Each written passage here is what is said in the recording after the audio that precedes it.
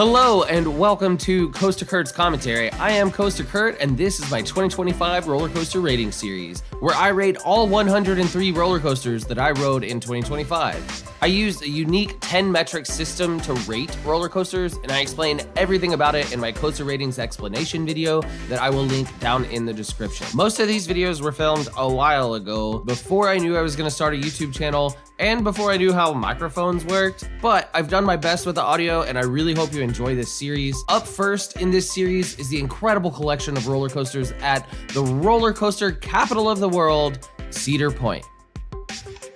Okay, moving on to Gemini. Gemini was fun.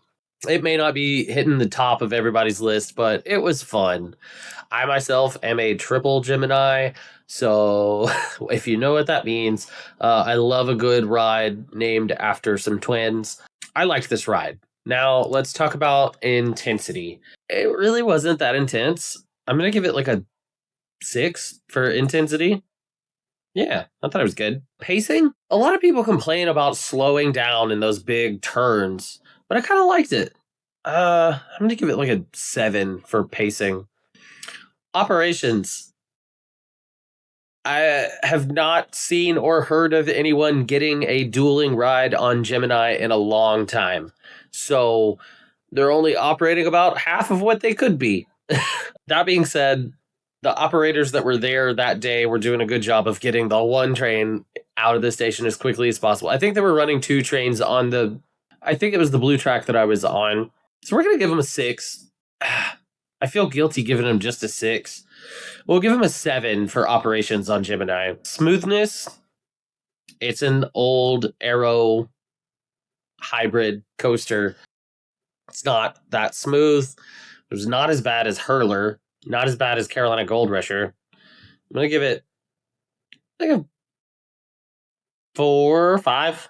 Giving it a 5 for smoothness. Layout isn't all that exciting. Not a bad one. I'm going to give it like a 4 for the layout. Sense of speed, you don't really get that. Even though it goes 60 miles an hour, I never really felt like it was going that fast. Now, I only rode it one time, but, you know, the sense of speed just really wasn't there. I'm going to give it like a 5 for sense of speed. Restraints were fine. I don't remember having any problems with them. Just simple lap bar. I'm going to give it a 6 for restraints.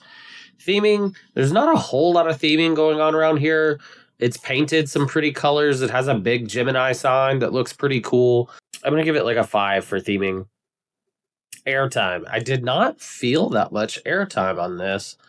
It does have 2 hills towards the end of the ride. I'm going to give it like a 4 for airtime. I know it has some, but it wasn't really that crazy. Significance.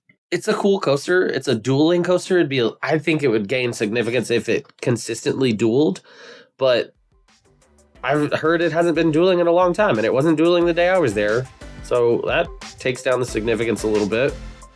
I'm going to give it like a 6 for significance. Yeah. Gemini gets a 5.5 out of 10.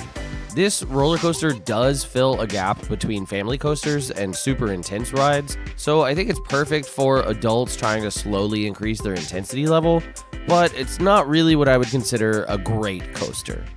But if you are at Cedar Point on a day that this classic Aero hybrid is running both sides, that's pretty rare. So I would definitely make some time for a ride on Gemini.